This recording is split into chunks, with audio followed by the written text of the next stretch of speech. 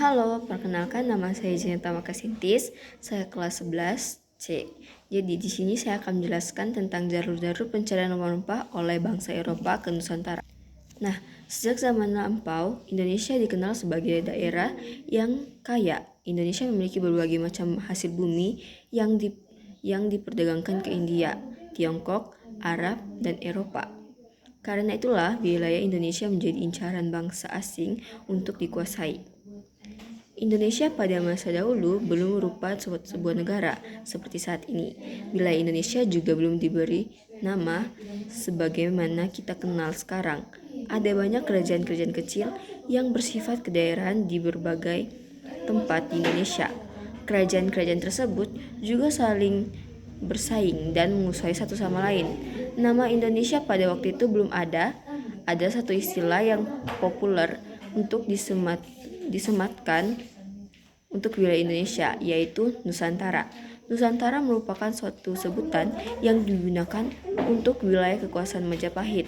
Luas kekuasaan Majapahit adalah hampir sebagian besar wilayah Indonesia saat ini. Sementara itu, di Eropa juga terjadi perubahan. Berkembangnya kolonialisme dan imperialisme yang dianut bangsa Barat seperti Belanda, Spanyol, Portugis, dan Inggris merupakan hal yang mendasari penjajahan di Indonesia. Kolonialisme merupakan upaya untuk menguasai suatu wilayah untuk mendapatkan sumber daya disebut kolonialisme, sedangkan imperialisme merupakan sistem politik yang bertujuan menguasai negara lain untuk memperoleh keuntungan. Usaha menguasai wilayah Indonesia inilah yang disebut sebagai penjajahan.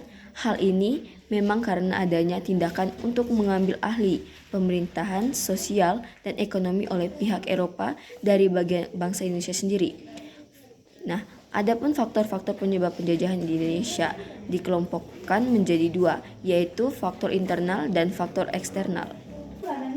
Yang pertama itu faktor internal.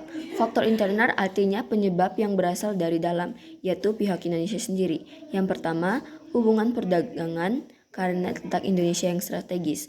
2. Indonesia merupakan penghasilan rempah-rempah terbesar. 3. Rempah-rempah sangat dibutuhkan oleh penduduk Eropa waktu itu. Belum adanya persatuan di antara kerajaan satu dengan lainnya. Nah, berikut faktor eksternal.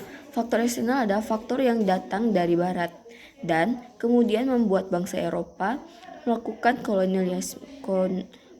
kolonialisasi ke wilayah Asia dan Afrika, termasuk Asia Tenggara pada abad ke-16.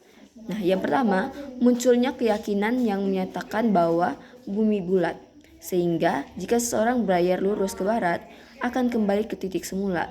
Yang kedua, terjadinya zaman Renaissance atau kebangkitan kembali peradaban dan kebudayaan Eropa. Yang ketiga, terjadinya peristiwa Konstantinopel, yaitu jatuhnya pusat perdagangan dan ibu kota kerajaan Romawi oleh kekuasaan Islam di Arab, sehingga jalur perdagangan menuju Arab terputus. 4. Ambisi mencari wilayah baru dengan semangat gold, glory, dan gospel, artinya kekayaan, kejayaan, dan penyebaran Injil. Selanjutnya, bangsa-bangsa Eropa yang datang pertama kali ke Nusantara antara lain Portugis, Spanyol, Belanda, dan Inggris.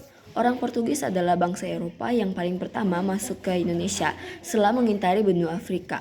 Kemudian Spanyol masuk ke Indonesia setelah mengintari benua Amerika dan mengarungi Samudra Pasifik. Belanda dan Inggris mengikuti jalur yang dilalui oleh Portugis.